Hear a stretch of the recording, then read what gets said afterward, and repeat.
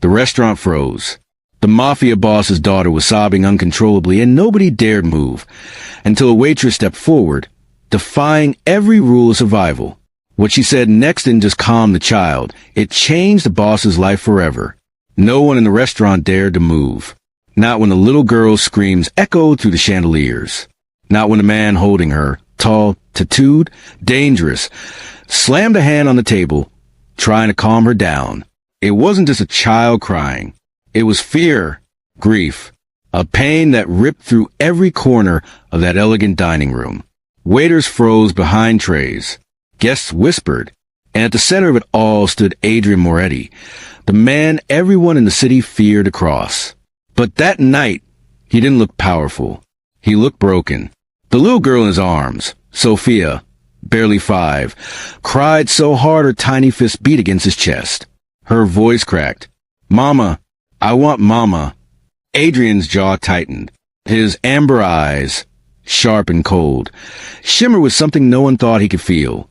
Desperation. He tried to whisper comfort, his deep voice rough. "Sophia, baby, please. Papa's here." But she only screamed louder. The restaurant's perfect rhythm shattered.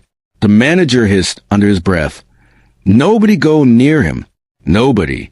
Every staff member nodded, except one, Clara Bennett, a waitress who'd worked a double shift, who'd spent the last year pretending she wasn't lonely. Her heart was pounding, but her feet moved before her brain caught up. She set down her tray, pushed past her manager's hand, and whispered, "Let me try." "Clara, don't." But she was already walking straight toward the storm. Every eye followed her. The guards in black suits stiffened as she approached the Mafia boss's table. Even Adrian looked up, startled, his arm tightening protectively around his daughter. Clara stopped a few steps away, lowering her voice. "May I?" Adrian's tone was like steel. "She's fine." But Clara heard the break beneath his words. The exhaustion, the helplessness. And then she did something no one else had dared to do. She crouched down to the child's level. "Hey, sweetheart," she said softly. "You're okay. I know you're scared." Sophia peeked out through her tears. "I want Mama." Clara's voice trembled, but she smiled anyway. "I know. I bet you miss her a lot. But you know what? When I was little and sad like you, my sister used to tell me something." The little girl sniffled. "What?" "That sometimes," Clara whispered, "we just need someone to hug us until it stops hurting." Silence. For a long second, even the air felt heavy. Then Clara's voice dropped to a whisper meant for no one but Adrian. "She just needs a mom." The words slipped out before she could stop them. Her eyes widened. "I'm sorry, I mean..." Adrian's stare froze her. Everyone expected anger, a command to get out, but his expression broke. He looked at her like he hadn't seen sunlight in years. And in a voice rougher than gravel, he said, "You're right." Sophia reached for Clara with small shaking hands. "Hold me," the child cried. Clara hesitated only a moment before Adrian nodded once, almost pleading. "Please," he said, a word no one in that room had ever heard from before. Clara lifted Sophia gently. The girl clung to her neck, sobbing into her shoulder until cries became hiccups, then quiet. The entire restaurant exhaled. For the first time that night, Adrian Moretti looked human. And for the first time in years, Clara felt something inside her heal. When she looked up, he was staring at her like she'd done the impossible. "Your name," he said quietly. Clara Bennett." He pulled a black card from his jacket and placed it on the table between them. "Just a number. If you ever want to change your life, call me." Then he stood, adjusting his suit as his bodyguards fell into formation. Sophia reached out from Clara's arms, whispering, "Papa." Adrian leaned down, kissed his daughter's forehead, and said softly, "She's safe now." He looked at Clara one last time, a look filled with questions neither of them dared to ask, and walked away. Clara stood frozen, the black card heavy in her palm. She didn't know it yet, but that single act of kindness had just rewritten her fate. If you want to discover how this story began and what happened after this moment, subscribe to the channel and leave in the comments where you're watching from. Each view helps bring more stories like this one. Clara couldn't sleep that night. Every time she closed her eyes, she saw the little girl's tear-streaked face and her father's haunted eyes. She replayed that moment again and again, the way Sophia had melted into her arms, the way the whole restaurant had fallen silent. And that voice, his voice, "If you ever want to change your life, call me."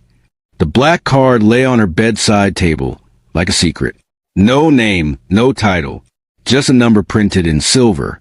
Her roommate, Jenna, had nearly dropped her coffee when Clara told her. "Wait, Adrian Moretti? That Adrian Moretti, the name means nothing to me," Clara said. Jenna groaned. "Clara, he's not just rich. He's dangerous. Like Mafia dangerous. You should burn that card." But Clara didn't, because beneath the fear, there was something else. That moment in his eyes, the crack in all that power. He hadn't looked like a monster. He looked like a father who didn't know how to fix what was broken. By morning, exhaustion had won. Clara threw on her uniform, tied her hair back, and started her next shift. The diner hum. Coffee cups clinking, soft chatter. The smell of burnt toast should have grounded her. But her mind was still in that glittering room with that crying child. It was late afternoon when she saw it. A black car idling outside the restaurant. Windows tinted. Engine purring like a warning. Her heart skipped. Then the door opened, and a man in a dark suit stepped out. Not Adrian, but one of his men. He walked straight to her counter. "Miss Bennett," he said quietly. "Mr. Moretti asked if you'd come with us. Just for an hour." Clara froze.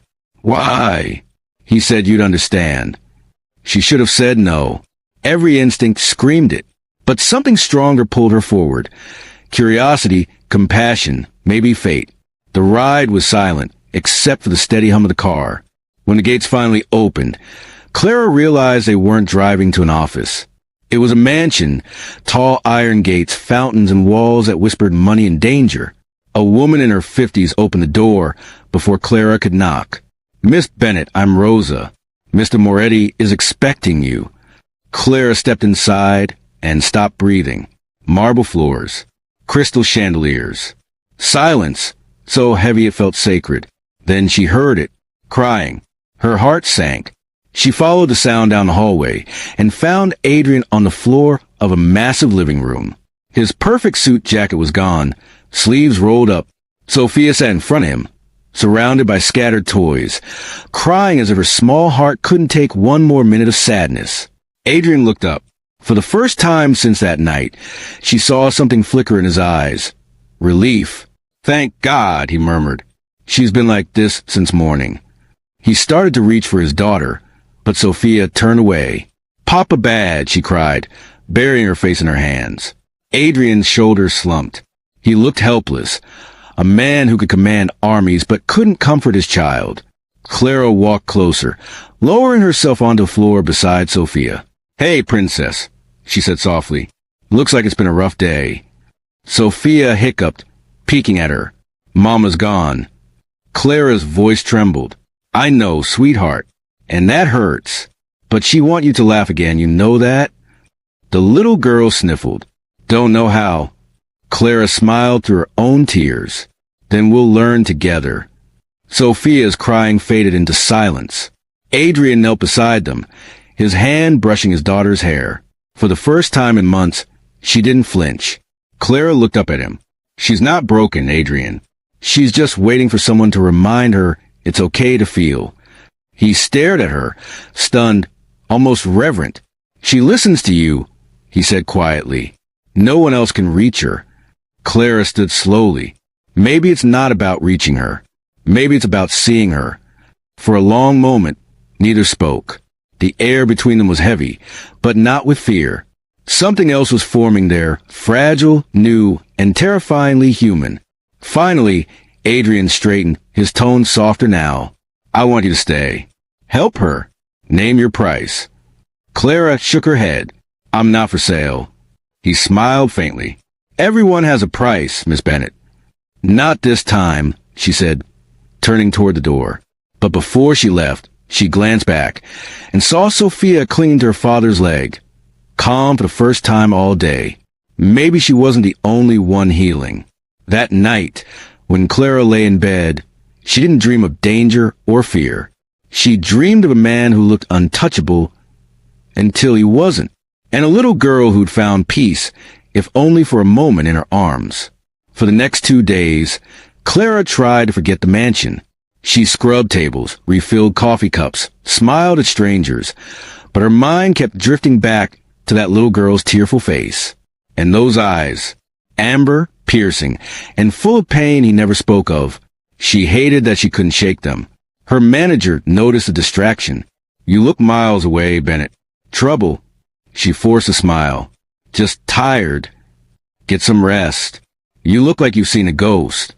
Maybe she had. That night, she pulled the black card from her purse. The silver lettering caught the streetlight, daring her call. "Don't be stupid," she told herself. "Men like him don't live in your world." She placed the card back down, then picked up again, and down, and up. By 3 a.m., she was still staring at it. Across the city, Adrian Moretti sat in his study, surrounded by silence, whiskey untouched, paper scattered, his phone glowing in the dark. He'd told himself he wouldn't think about her, that he'd only brought her in for his daughter's sake. But his mind wouldn't let go of her voice, soft, steady, fearless. "She's not broken. She's just waiting for someone to remind her it's okay to feel." It had been a long time since anyone dared to talk to him like that. Rosa, his housekeeper, appeared quietly at the door. "Mr. Moretti, forgive me, but you've been staring at that phone for an hour." He didn't answer. "She's good for Sophia," Rosa continued gently. "You saw what happened. She doesn't belong in this world," he said. "Maybe that's exactly why you need her." Her words hit harder than he wanted to admit. He looked toward the hallway, where his daughter slept, the house finally quiet. Clara had done that one night, and the nightmares had stopped. He picked up his phone, thumb hovering over her number, then put it back down. Powerful men didn't chase waitresses, especially not ones who made them feel. At dawn, Clara's phone buzzed on her nightstand. Her eyes blinked open. Unknown number. She hesitated, then answered. "Hello." A familiar, deep voice rumbled through the line. "You didn't sleep either." Her breath caught. "Mr. Moretti?" "Adrian," he corrected softly. "And you can stop pretending you weren't waiting for this call." She sat up, heart racing. "You shouldn't call me." "Maybe not, but I can't get that moment out of my head. You walked into my world without fear." "I was terrified," she said quietly. "Then you hit it well." Silence. Just their breathing. The sound of two people who didn't know what they were stepping into. He broke it first. "Sophia asked for you this morning." Clara smiled despite herself. "She did." She said, "The lady with the soft hands." "I told her you were busy." She cried again. Clara's chest tightened. "She'll be fine." "She won't. Neither will I." The honesty in his tone stunned her. "I'm not a good man, Clara," he said finally. "You'd be smart to stay away." "Then why call me?" He sighed. "Because you make my daughter laugh. And because, for the first time in a long while, I want to laugh too." She didn't answer. Couldn't. His voice softened. "Come back. Not for me, for her."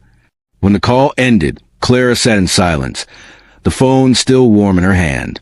She knew she should say no. She also knew she wouldn't. By mid-morning, she stood again at the gates of the Moretti estate. The same black car waited. The same driver nodded politely. Her heart pounded harder this time. Rosa greeted her at the door, smiling knowingly. He said you'd come. Inside, laughter floated down the hall. Sophia was running toward her, no longer crying, just smiling shyly. "Miss Clara," she squealed. Clara knelt to catch her. "Hey, sunshine."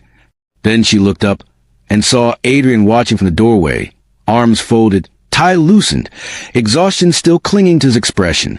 But there was something else there now, something unspoken. "You came," he said quietly. "I said I wouldn't. I didn't believe you." He smiled just barely, and in that moment, the room felt smaller, quieter, dangerous in a different way. That evening, as Clara left, he walked her to the car. "Thank you," he said. "For what?" for reminding me that there's still light in this house." She looked at him, unsure what to say. "You should get some rest." He smirked faintly. "Only if you promise to come back." The car door closed, and Clara's heart, the one she worked so hard to protect, started to open again. The next morning, a storm rolled over the city, rain hammering the pavement, thunder shaking windows. Clara was halfway through her shift when her phone rang again. "Miss Bennett," the voice on the line said. It was the same comm driver. "Mr. Moretti requests your presence. It's urgent." Clara frowned. "Is Sophia okay?" "She's safe, but she's asking for you." She hesitated only a moment before grabbing her jacket and whispering to her manager, "Family emergency." When she arrived at the mansion, the air was thick with tension. Guards lined the hallway. Rosa looked nervous. "What happened?" Clara asked. Rosa lowered her voice. "Sophia locked herself in her mother's old room. She hasn't spoken in hours." Clara's chest tightened.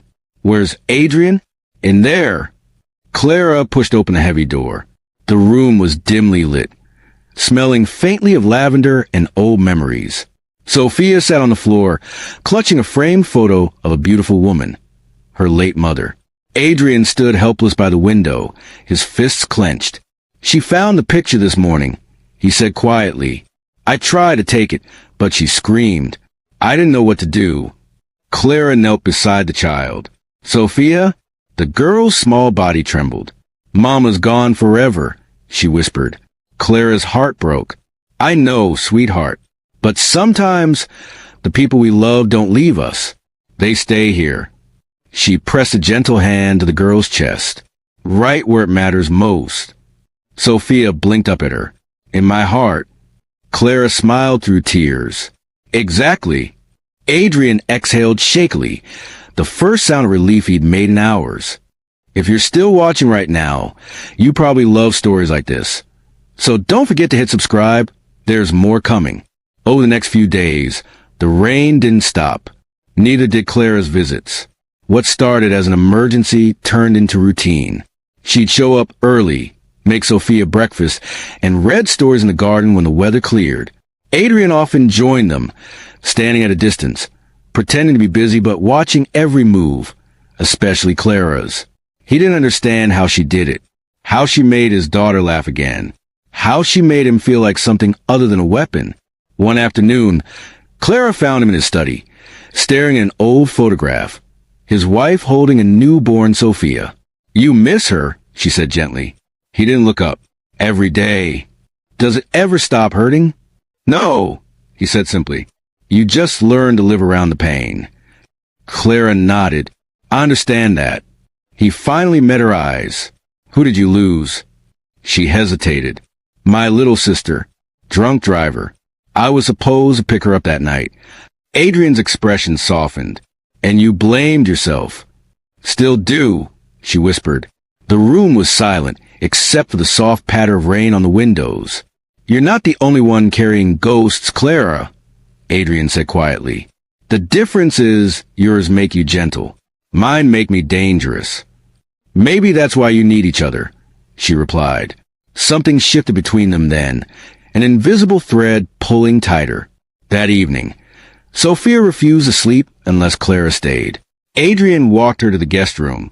The house was quiet, the storm finally easing. "She sleeps better when you're here," he said. Clara smiled faintly. "Kids feel safety. They know when it's real." He studied her face, the exhaustion, the softness. "You shouldn't have to carry this weight for us." "I'm not carrying it," she said. "I'm sharing it." For a moment, they just stood there, too close, the air between them heavy. Adrian's hand brushed her arm as he reached for the door. "Thank you, Clara." Her breath caught. "For what?" "For reminding me what home sounds like." He left before she could reply, his cologne lingering in the hallway like a memory she shouldn't want. That night, Clara lay awake in the guest room, staring at the ceiling. Somewhere down the hall, Adrian paced his study, unable to sleep. Both were trapped in the same thought. This isn't just about Sophia anymore. They were starting to need each other, in ways neither dared admit. And as thunder rolled one last time in the distance, Clara realized the storm outside wasn't the only one she was standing in. The rain finally stopped 3 days later, leaving the sky a washed-out silver. The Moretti estate smelled of wet stone and roses. Clara stood by the window of Sophia's room, brushing the little girl's hair while she hummed softly. "She likes you," Rosa said from the doorway, arms folded. Clara smiled. "She's easy to love." Rosa's eyes softened. "You have no idea what that means to this family." Clara didn't ask what she meant. She didn't have to. She saw it every time she looked at Adrian. The man was all armor and scars, but his eyes, those were full of loss. That night, after Sophia had fallen asleep, Clara walked downstairs for tea. The mansion was quiet except for the faint hum of the city outside. She found Adrian in his study again, sitting in the dark. The glow from the fireplace flickered across his face. Sharp jawline, loosened tie, sleeves rolled up, tattooing curling up his forearm. "You should rest," she said gently. He didn't look up. "I tried. My mind doesn't let me." She hesitated, then stepped closer. "Thinking about her?" Adrian turned the photo frame in his hand. His wife, smiling, holding baby Sophia. "She died because of me," he said quietly. Clara froze. He set the frame down, his voice low and rough. "It was meant for me. A car bomb. I was supposed to be in that car. My wife and my unborn son were. They didn't make it." Clara's breath caught. "Oh my God!" He continued, voice shaking despite his effort to control it. "I hunted the men who did it. All of them. Wiped out a family, a bloodline, an empire. But the revenge didn't fix anything. It just left me emptier." He finally looked at her. "Do you know what it's like to destroy everything in the name of love and still lose it all?" Clara swallowed hard. "Not like that. But I know what it's like to lose someone you die for." He studied her face. "Who?" She hesitated, then sat across from him, folding her hands to keep them from shaking. "My sister. She was 18. I was supposed to pick her up after work that night, but I was late. She decided to walk. A drunk driver hit her. I got there 5 minutes too late." The silence that followed was thick and painful. "I told myself it wasn't my fault," she whispered. "But I still hear her laugh in my dreams. And every time I see someone cry, it feels like I'm failing again." Adrian leaned forward, his elbows on his knees, eyes never leaving hers. "You didn't fail anyone, Clara." "You didn't either," she said softly. "You survived something no one should." He let out a broken laugh. "You make survival sound noble." "It can be," she said, "if you use it to heal someone else." They sat there in the quiet, two people bound by different tragedies but the same ache. Rose appeared in the doorway with a tray of tea. She set it down carefully, her eyes moving between them, as if she could feel what was happening and wanted to give it room. "Good night, Mr. Moretti," she said softly and left them alone. Adrian poured a cup, handed it to Clara. Their fingers brushed, a spark neither of them wanted to acknowledge. "You ever think about leaving?" he asked.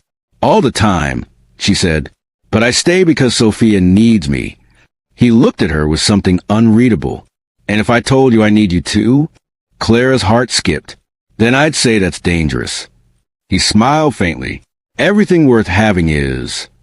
When she rose to leave, he stood as well, moving closer than he should have. His voice dropped, almost a whisper. "She makes you smile again. I make you afraid. Which one matters more?" Clara looked up at him, her pulse pounding. "Neither," she said quietly, "because both remind me I'm alive." They stood there in silence, two souls who didn't know what to do with the pull between them. Then Sophia's sleepy voice echoed from the hallway. "Mama?" Clara turned, startled. The little girl stood there in her pajamas, rubbing her eyes. "I dreamed you were gone," she whispered. Clara knelt, gathering Sophia into her arms. "I'm right here, sweetheart. I'm not going anywhere." Adrian watched them, his daughter wrapped in Clara's embrace, peace on her tiny face for the first time in months. And in that moment, he realized something he couldn't say out loud. This woman wasn't just healing his daughter. She was healing him, too. Morning light poured through the tall windows of the Moretti mansion. For once, there was laughter echoing down the halls instead of silence. Clara stood in the kitchen with a flour-dusted apron, and Sophia balanced on the counter beside her. "Okay, chef," Clara said, handing her a spoon. "You stir while I pour." The little girl's giggle filled the room. "It's snowing sugar." Adrian appeared in the doorway, half smiling, half confused. He'd never seen his kitchen look this alive. "What's going on in here?" "Pancake chaos," Clara answered without turning. "Breakfast therapy." Sophia nodded seriously. "We're fixing Daddy's grumpy face." Adrian chuckled, an actual laugh. "Then I'm in trouble." He rolled up his sleeves, took the whisk from Clara's hand, and joined them. The scene was absurd. A mafia boss flipping pancakes while his daughter squealed with joy, and the woman who'd once been terrified of him scolded him for burning the first batch. For a few moments, they were just three people who belonged together. Later, in the garden, Sophia chased butterflies while Clara sat on the grass, watching her. Adrian stood nearby, jacket off, tie loose, the late spring breeze softening the hard lines of his face. "She hasn't laughed like that in almost a year," he said quietly. Clara smiled. "She just needed permission to be a kid again." He looked at her. "And I needed permission to breathe." Their eyes met. The air between them changed, warm, heavy, fragile. "I don't know what you're doing to us," he said softly, "but I don't want it to stop." That night, Sophia refused to sleep alone. "Story time," she demanded, dragging both adults to her room. Clara settled on one side of the bed, Adrian on the other. Together they read from a picture book, her gentle voice blending with his deep one. Halfway through, Sophia fell asleep between them, one hand on each of theirs. They both froze, afraid to move, listening to the rhythm of the child's breathing. "She looks peaceful," Clara whispered. Adrian nodded. "Because you're here." Clara turned her head, their faces inches apart in the dim light. "Maybe because we're here," she said. He searched her eyes. "You make this house feel like home again, Clara." Her heart fluttered. "Careful. That almost sounds like gratitude. Maybe it's something more." The words hung in the air. Neither of them dared to say love, but it pulsed quietly between them. When Clara finally tried to leave the room, Adrian followed her to the hallway. "You shouldn't walk alone," he said, though the corridor was empty. She smiled. "You always need to protect something, don't you?" He hesitated, then admitted, "Only the things I'm afraid to lose." The confession was softer than the whisper of her footsteps. Clara stopped, turned to him. "You don't have to be afraid, Adrian." He stepped closer. "That's exactly why I am." For a heartbeat, they simply stood there, two people who'd been broken for too long, now daring to feel whole again. He reached out, fingers brushing a strand of hair from her cheek. Her breath caught. "Clara," he whispered, voice rough, "if you stay in my world, you'll never be safe." She looked up at him, unflinching. "Maybe safety isn't what I need." And then he kissed her. Slow, careful, like he was terrified she'd vanish if he pushed too hard. The kiss wasn't about desire. It was about belonging. For the first time, Adrian didn't feel like a boss or a monster. He just felt human. When they finally broke apart, Clara's eyes shimmered. "This is dangerous," she whispered. He nodded. "So is breathing when you've forgotten how." Neither of them slept that night. In different rooms, both replayed the moment. The taste of forgiveness, the promise of something real. Somewhere down the hall, Sophia stirred and smiled in her sleep, because love, fragile, forbidden, miraculous, had finally found its way back into their house.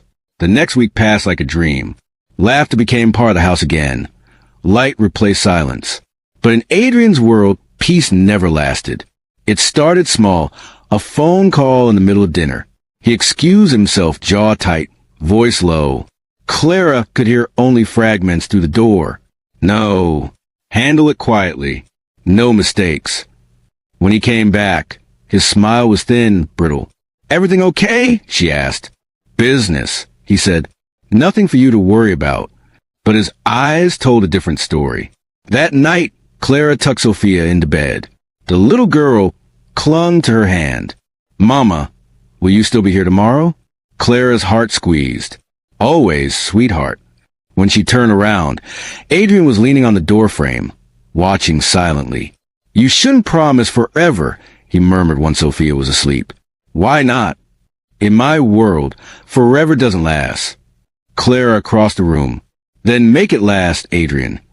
He reached for her, but before his fingers touched her, the sound of breaking glass shattered the moment. A gunshot followed. Down! Adrian hissed, pulling her to the floor. Screams erupted from the hallway. Another shot. Rose's voice shouting for the guards. Adrian grabbed the gun from his desk drawer, his expression flipping from man to machine. Stay with her, he ordered. Adrian. He was already gone. Clara crawled to Sophia's room, heart pounding, pulled the terrified child into her arms, and hid behind the bed. Sure. It's okay, baby. I've got you. But she wasn't okay. The walls trembled with chaos. Boots on marble. Shouts in Italian. A voice barked from downstairs. You killed our brother, Moretti? Now you lose yours. Clara clutched Sophia tighter. Don't listen, sweetheart. The door burst open. A man in a mask stepped inside, gun raised. Time slowed. Clara's body moved before her brain. She threw herself around Sophia, covering her completely. The shot fired. Pain seared her arm, white hot, blinding. She didn't scream, just whispered, You're okay, you're okay. A second later, Adrian's roar ripped through the house. Gunfire exploded in the hall. The masked man dropped before Clara's eyes, his weapon clattering against the floor. Then Adrian was there, blood on his face, wild-eyed, trembling. Clara. She blinked, dizzy. We're okay. She's fine. He sank to his knees beside her, hands shaking as he touched her arm. You're bleeding. It's just a graze. He pressed his forehead to hers. You could have died. Sophia whimpered softly. Papa? Adrian gathered them both into his arms, crushing them to his chest. His voice cracked. I swear to God, I'll burn the world for you. The police never came. They never did for men like Adrian. His own security cleaned up the mess. The bodies were gone before dawn. Rosa bandaged Clara's arm, tears in her eyes. You saved that child, she whispered. He'll never forget it. Neither would Clara. She found Adrian in the courtyard just before sunrise, leaning against a stone railing, blood still staining his shirt. You should rest, she said quietly. He didn't turn. You should leave. Her stomach tightened. What? This is what my world does, he said. You almost died because of me. I made my choice. Clara, he faced her then. His eyes were hollow. I love you. That's why you have to go. Her breath caught. You think love is supposed to hurt like this? For me, it always has. She stepped closer, her voice breaking. And what about Sophia? You think she'll stop crying just because I disappear? Adrian's jaw clenched. I'll protect her. No, Clara whispered. You'll lose her, because you can't protect a child from the emptiness in her father. They stared at each other, love and fury tangled together. Finally, Clara turned toward the gates. You may know how to fight, Adrian, but you don't know how to stay. He didn't stop her. Couldn't. He just watched her walk away. Blood on her sleeve, heartbreak in her steps, and his daughter's voice calling her name from the window upstairs. That night, the mansion went silent again. No laughter, no warmth, just the echo of what they'd lost. And for the first time in his life, Adrian Moretti, the man who feared nothing, was afraid, because the woman who had given his daughter back her smile was gone, and he had no idea how to bring her back. The city felt different without them. Adrian noticed at first the silence. No laughter in the halls. No tiny footsteps racing to greet him. Just the dull tick of the grandfather clock marking the hours since Clara left. He'd ordered his men to stand down, cancel meetings, even ignored the calls that once ruled his life. None of it mattered. He poured another drink, stared out over the city, and whispered to the empty room. You warned me this would happen. Rosa found him there near midnight. She asked about you, she said softly. She's safe. He didn't look up. Where? I promised her I wouldn't tell. Then tell me this, Rosa, does she hate me? Rosa shook her head. No, she's afraid you'll never forgive yourself. Adrian exhaled, the sound breaking like a sigh and a sob at once. Across the river, in a small apartment that smelled of coffee and disinfectant, Clara bandaged her arm again. The wound had started to close, but the ache inside hadn't. She'd taken extra shifts at a diner, pretending normal life still fit, but everything reminded her of them. Sophia's laugh, Adrian's quiet, "Thank you," whisper at the end of each day. Jenna, her roommate, watched her push food around her plate. "You can't keep doing this," she said. "You look like you're haunting yourself." "I walked away," Clara said, "and it feels wrong." Jenna's tone softened. "Because you love them." Clara looked at her bandaged arm. "Because they're the first people who made me feel alive since my sister died." She reached the phone, then froze. If she called, she'd be dragged back into danger. If she didn't, she'd spend her life wondering. 2 days later, a knock rattled the diner door just after closing. Clara turned, wiping her hands on her apron, and stopped breathing. Adrian stood there in the doorway, rain on his coat, eyes dark with exhaustion. He looked smaller somehow, not the man who terrified New York, just a father who'd run out of ways to fix things. "I told myself I'd stay away," he said quietly. "But Sophia hasn't laughed since you left. She keeps asking when her mom's coming home." Clara's throat tightened. "Don't call me that." "But she already does." He stepped closer. "You nearly died because of me. You should hate me. But all I can think about is the way you made my house feel like home." Clara's eyes filled.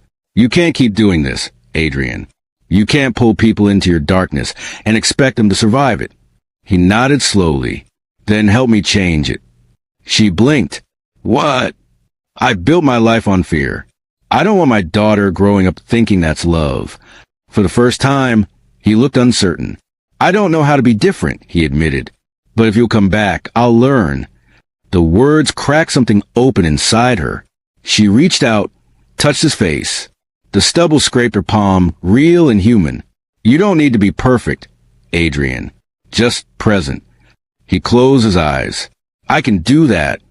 Clara took a trembling breath. "Then take me home." When they returned to the mansion that night, Sophia was waiting by the stairs, clutching her stuffed rabbit. "Mama," she whispered. Clara dropped to her knees and opened her arms. The little girl ran straight into them. Adrian stood behind them, hand over his mouth, eyes shining. He'd imagined this moment 100 times, but the reality felt like grace. When Sophia finally fell asleep in Clara's arms, he whispered, "I don't deserve either of you." Clara looked up at him. "Then spend the rest of your life proving yourself wrong." He nodded. No promises this time, just quiet resolve. That night, the house felt alive again. There were no grand declarations, no dramatic music. Just the soft sound of rain outside, and a man sitting beside the woman who had chosen to believe in him. For the first time, Adrian Moretti understood that love wasn't about possession. It was about choice. And she had just chosen him. Morning sunlight spilled through the open balcony doors, glinting off the marble floors of the Moretti estate. The air smelled of coffee, fresh lilies, and something softer, peace. Clara stood by the window, hair tied loosely. Sophia perched on her hip. They were looking at the garden below where Adrian, in a rare white shirt, was helping Rosa hang bird feeders. "See!" Clara whispered to the little girl. "Even the birds like your papa now." Sophia giggled. "He's not scary anymore." Clara smiled. "No, sweetheart, not to us." Downstairs, Adrian looked up just in time to catch their reflection in glass. The woman who'd saved him and the child who'd taught him to feel again. When Clara came down a few minutes later, he reached for her hand automatically, thumb brushing her scar. "Does it still hurt?" he asked. She shook her head. "Not the way it used to." He smiled faintly. "Neither does mine." They walked into the kitchen together, Sophia skipping ahead. Rosa placed a tray of pancakes before them, grinning. "Careful," she said. "If you keep this up, people might think you're normal." Adrian laughed, an easy, unguarded sound that filled the room. Don't tell anyone. It'll ruin my reputation. Clara leaned against the counter, watching him help Sophia with syrup, and whispered, I think your reputation could use a little ruining.